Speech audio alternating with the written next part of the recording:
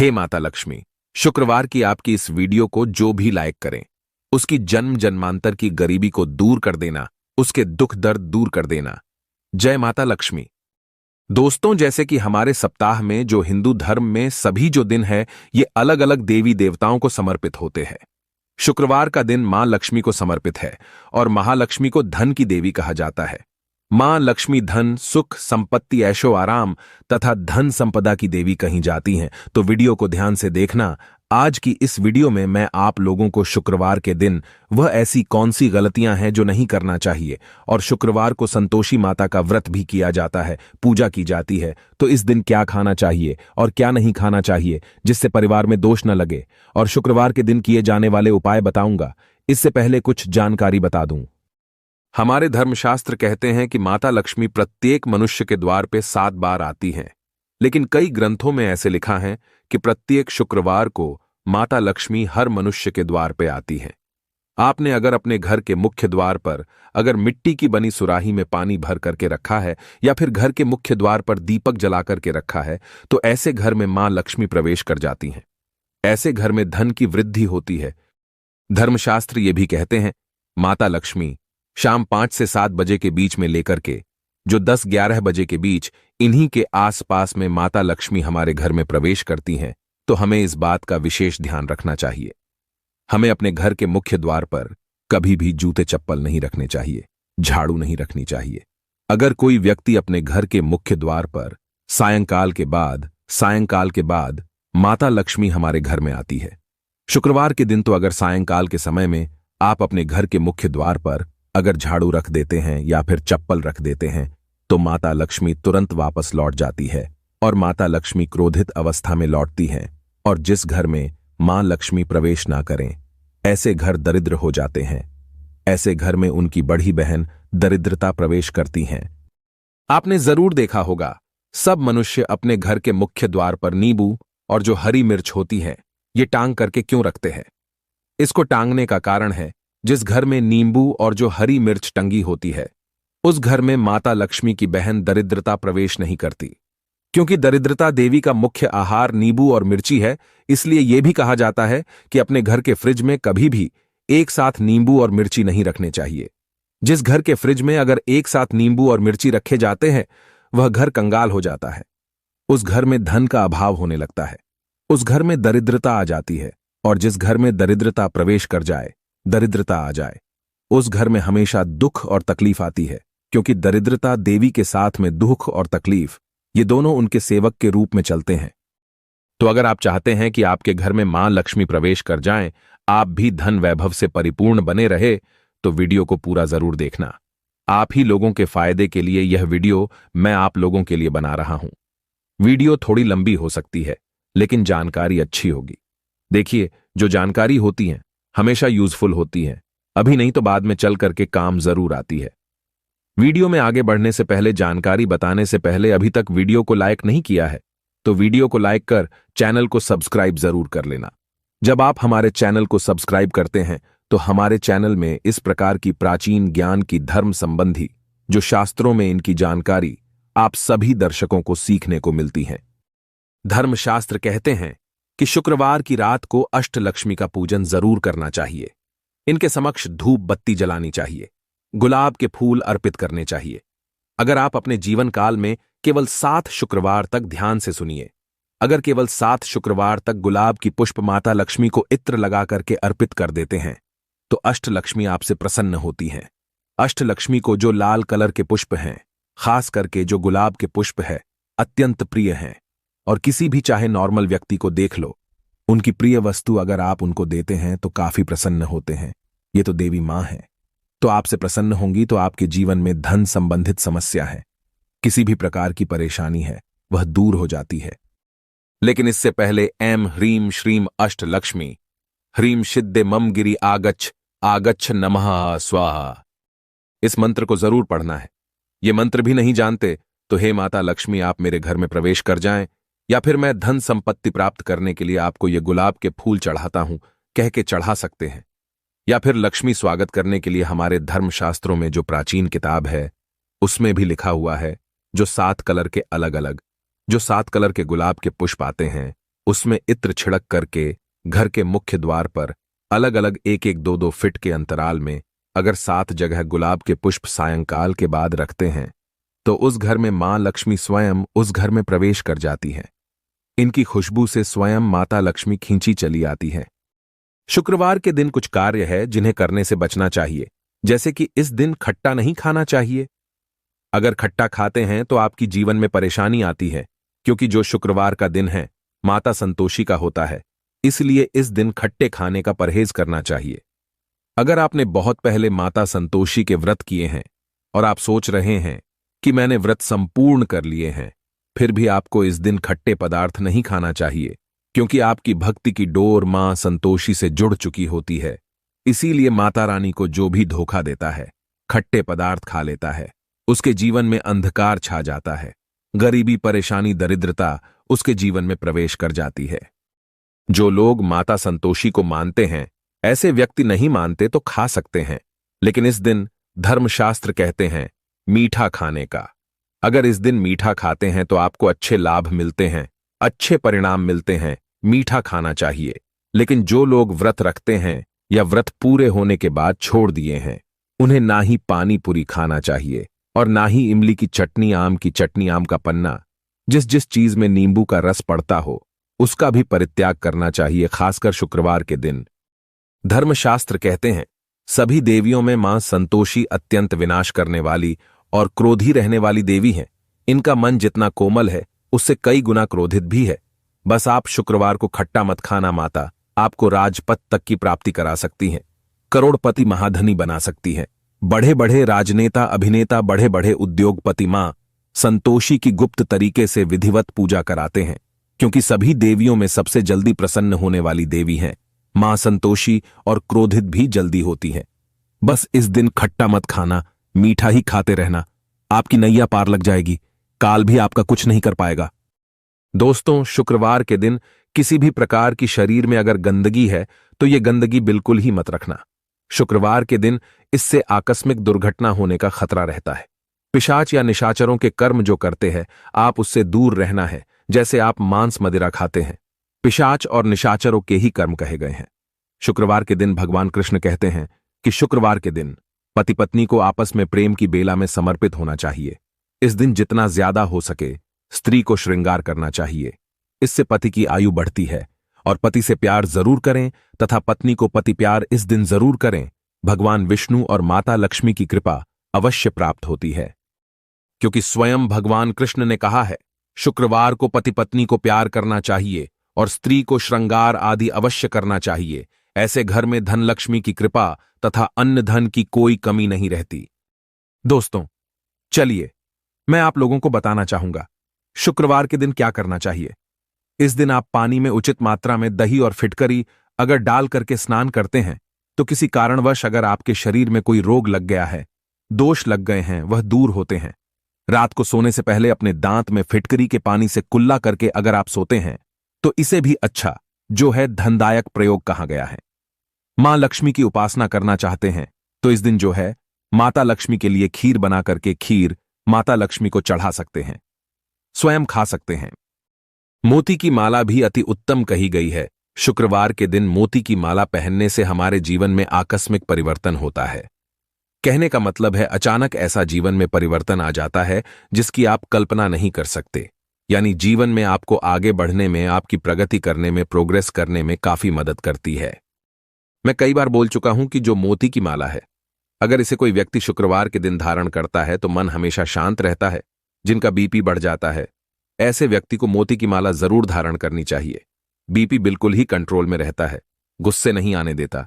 शरीर में देखिए जो माता लक्ष्मी का स्वभाव है, जो शुक्र का स्वभाव है, देखिए शुक्रदेव और जो माता लक्ष्मी है, दोनों को धनदायक कहा गया है।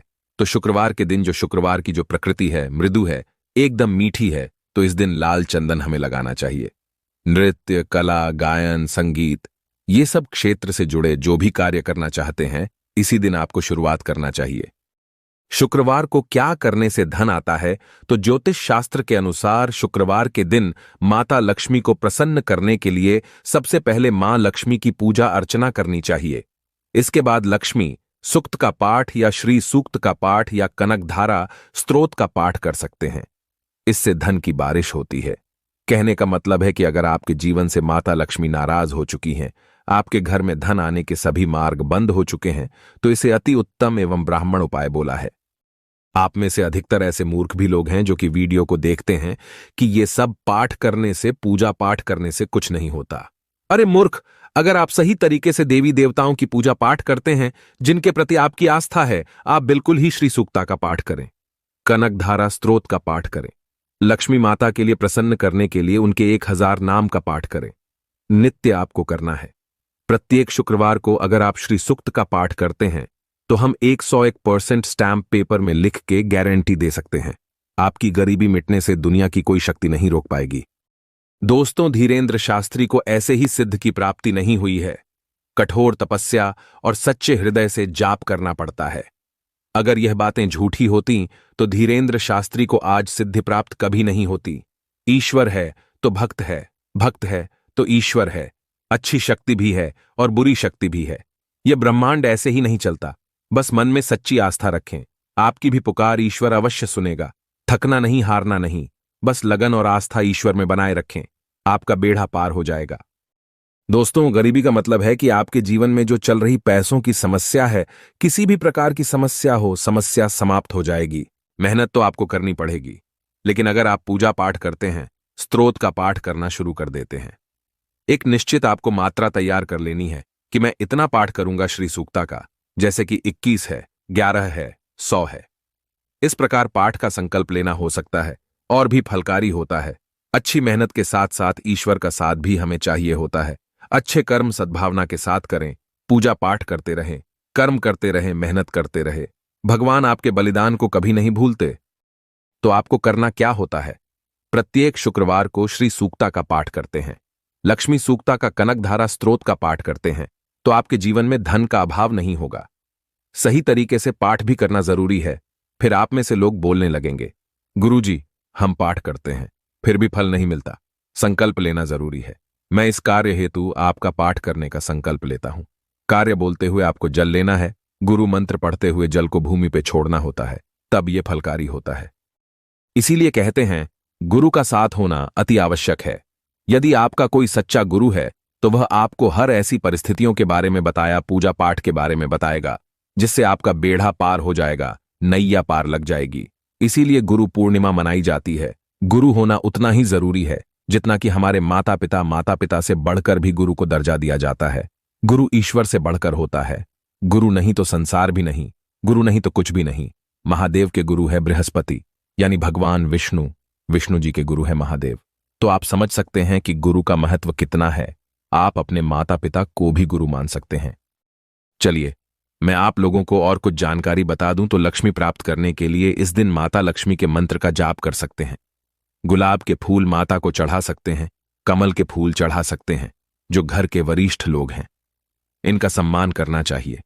शुक्रवार को दूध, दही व उनसे बनी अन्य चीज का सेवन करना काफी फलदारी हो सकता है। जी हां, शुक्रवार के दिन जैसे दूध हैं, दही हैं, या फिर दूध दही से संबंधित जो भी चीज बनी होती हैं, इनका सेवन करना काफी फलकारी माना जाता है। माता लक्ष्मी को प्रसन्न करना चाहते हैं तो शुक्रवार के दिन जो दूध से बना कोई भी पदार्थ जैसे कि पेड़ा है, मीठा है, ये समर्पित कर सकते हैं। इससे माता लक्ष्मी प्रसन्न होती हैं। एक बात और, माता लक्ष्मी की कृपा प्राप्त करने का तीव्र एवं रामबाण प्राचीन एक उपाय बता रहा हूं। तो आपको शुक्रवार के दिन जो लाल कलर की चुनरी है, उसमें 2 से 5 आपको खोया मिठाई डाल देनी है। कहने का मतलब है, जो दूध से बनी मिठाई होती है वो डाल देनी है। और पीपल पेड़ के नीचे में शाम के समय में रात होने से पहले ही ये उपाय करना है, क्योंकि रात में इनकी बहन दरिद्रता का वास हो जाता है। तो रात होने से पहले ही उपाय करना है। तो आपको लाल चुनरी में 5 तरह की या फिर 3 प्रकार की जो मिठाइयां होती हैं, या फिर चाहते हो तो दूध से बनी जो मिठाई होती है, वो माता लक्ष्मी को आपको ये बोलते हुए चढ़ाना है कि हे माता लक्ष्मी, हमारे जीवन में जो धन का अभाव है वो अभाव को दूर करें। हम आपकी प्रसन्नता हेतु ये आपको कुछ चीज भेंट कर रहे हैं। वो जो चीज आप भेंट कर रहे हैं वो आप माता लक्ष्मी को बोल सकते हैं। इससे आपके जीवन में जैसे कि धन का अभाव हो तो धन का अभाव समाप्त हो जाता है। आप में से अधिकतर लोग बोलते हैं, गुरुजी, माता लक्ष्मी को प्रसन्न करने के लिए हम कौन सा रत्ना धारण करें? शुक्र रत्न आता है। शुक्र रत्न, जिसे हम ओपल बोलते हैं, देखिए, जो माता लक्ष्मी को प्रसन्न करने वाला, शुक्र ग्रह को मजबूत करने वाले रत्न कहे गए हैं, वो है हीरा पन्ना। काफी महंगे हैं, मिडिल क्लास के लोग पहन नहीं पाएंगे। तो एक काम करना, जो ओपल आता है, ओपल का रत्न धारण कर सकते हैं। हम कई प्रकार की जड़ी बूटी के बारे में भी बता चुके हैं। जड़ी बूटी में भी बहुत पावर होती है। अगर आप उदाहरण करना शुरू कर देते हैं, जैसे कि पीपल की जड़ ही जो है, धारण करना शुरू कर दीजिए। बेल की जड़ भी पहन सकते हैं। इसे भी धनदायक एवं सुख इसे प्रदान करने वाला कहा गया है। तो शुक्रवार के दिन आपको और क्या करना चाहिए? तो माता लक्ष्मी का जो श्री यंत्र है, आप उन्हें दूध में स्नान करा दीजिए। दूध में स्नान कराने के बाद इनके जो दूध के छींटे पूरे घर में मार सकते हैं, या फिर जो व्यक्ति इसे नित्य पीता है, उनकी बुद्धि बहुत ही तीव्र हो जाती है। अगर जीवन में चल रही जो परेशानी, आकस्मिक जैसे दुर्घटनाएं बहुत से लोगों को हो जाती हैं, ऐसे व्यक्ति बचना चाहते हैं, तो श्री यंत्र को आपको दूध से नहला देना है। आप चाहते हैं तो गंगा जल से भी स्नान करा सकते हैं। दूध नहीं पाते तो सादे पानी से भी स्नान करा सकते हैं, और इस पानी का छींटा आप अपने वाहन में मार सकते हैं। बहुत से लोगों की दुर्घटना हो जाती है। कई लोगों का तो एक अंग भी काम करना बंद कर देता है। तो अगर आप दुर्घटना से हमेशा बचे रहना चाहते हैं, तो प्रत्येक शुक्रवार को इनके पानी का छींटा मार देना है। इससे यह बेनिफिट होगा, सदा आप दुर्घटना से बचे रहेंगे। आपके घर में आपका जो वाहन है, उसमें लक्ष्मी का वास होगा। आपके घर में धन्य धान की भी वृद्धि होगी। आप में से अधिकतर लोग ये भी पूछते हैं, घर में लक्ष्मी क्यों नहीं आती? जिन घरों में लोग महिलाओं का अपमान करते हैं, ऐसे घर में कभी भी लक्ष्मी नहीं आती। दूसरा, जिस घर में खंडित मूर्ति की पूजा होती है, अधिकतर लोग जो है खंडित मूर्ति को लोभवश पूजा करना शुरू कर देते हैं। वो नकारात्मकता की प्रतीक मानी गई है। जिस घर में खंडित मूर्ति की पूजा होती है, उस घर में कभी भी लक्ष्मी नहीं आती। और तीसरी बात नोट करके रखे, कभी भी शनिदेव की मूर्ति घर में मत रखना। शनि की मूर्ति घर में रख करके पूजन करना शुरू करते हैं, तो ऐसे घर में लक्ष्मी नहीं आती। शनि से माता लक्ष्मी हमेशा नाराज रहती है, चिढ़ती है। और एक बात बताना चाहूंगा, जो व्यक्ति भैरव बाबा की मूर्ति घर में अपने रखते हैं, तो ऐसे घर में भी मां लक्ष्मी प्रवेश नहीं करती। बहुत से लोग हैं, अपने गल्ले में फटे पुराने नोट रखते हैं, अलमारी में लॉकर में कैश रखने के स्थान पर, ज्वेलरी रखने के स्थान पर गले फटे नोट, टूटे फूटे सिक्के आदि रखते हैं। इससे भी घर में माता लक्ष्मी कभी नहीं आती, उल्टा क्रोधित हो जाती हैं, और इससे आलक्ष्मी घर में प्रवेश करती है। जिस घर के मुख्य द्वार पर जूते हो, चप्पल हो, या फिर गंदा वातावरण बना हो, जैसे कि कूड़ा है, करकट है, गंदा वातावरण है, ऐसी जगह पे भी माता लक्ष्मी ऐसे घर में प्रवेश नहीं करती। घर में अगर आपके परेशानी चल रही है, आप इसे दूर करना चाहते हैं, तो एक काम करना। आप में से अधिकतर लोग कमेंट करते हैं, गुरुजी हम क्या करें? तो आपको एक लोटा गंगा जल लेना है, और गंगा जल को 24 बार गायत्री मंत्र बोलते हुए आपको फूंक मार देना है, और इस पानी को पूरे घर में छिड़कना है। तो घर में चल रही है जो परेशानी है, घर का वातावरण अशुद्ध हो गया, वह दूर हो जाता है। घर के मेन दरवाजे पर यह जल अवश्य छिड़के, इससे माता लक्ष्मी का आगमन बड़ी जोरों से होता है। आप में से अधिकतर लोग फिर पूछते हैं कि गुरुजी लक्ष्मी माता को कैसे मनाएं? मैं पिछली वाली वीडियो में बता चुका हूं। माता लक्ष्मी जो है बहुत ही सरल स्वभाव की है। ये तो छोटी सी बात पर गुस्सा हो जाती है और थोड़ी सी पूजा पाठ से प्रसन्न हो जाती है। इन्हें मनाना भी बहुत आसान है, और माता लक्ष्मी भी जल्दी रूठती है। इन्हें मनाना भी जरूरी है। देखिए, हमारे घर में मेहमान आते हैं। अगर हम मेहमान की प्रतिदिन अच्छे से मान सम्मान करते हैं, तब तक वो हमारे घर में रहते हैं। मेहमान आपके घर में आ जाएं, 2 दिन मान सम्मान करेंगे, 2 दिन रहेंगे। तीसरे दिन अगर आप उनका मान सम्मान करना बंद कर देते हैं, तो बिल्कुल ही घर का त्याग करके लक्ष्मी चली जाती है। ठीक इसी प्रकार माता लक्ष्मी का स्वभाव है। जब तक माता लक्ष्मी का मान सम्मान करेंगे, तब तक वो घर में रहती हैं, और जैसे ही मान सम्मान करना बंद कर देते हैं, तो ये उस घर का परित्याग कर देती हैं।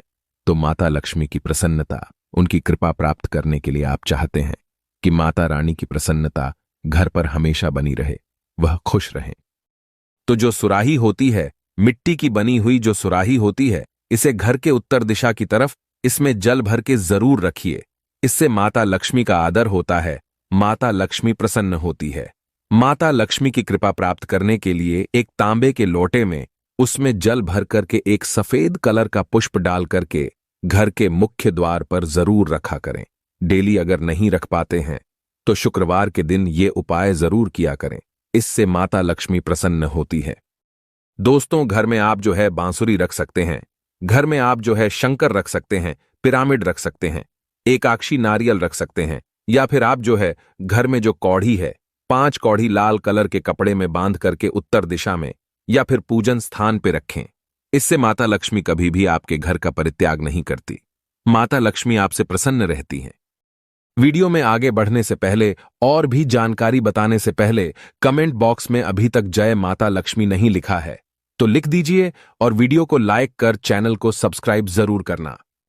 चलिए मैं आप लोगों को कुछ और जानकारी बता दूं तो यह भी कहा जाता है जो व्यक्ति अगर माता लक्ष्मी के साबर मंत्र का जाप करते हैं, जैसे कि मैं आप लोगों को पिछली वाली वीडियो में भी साबर मंत्र के बारे में बता दिया हूं, आप जो है सर्च करके देख सकते हैं।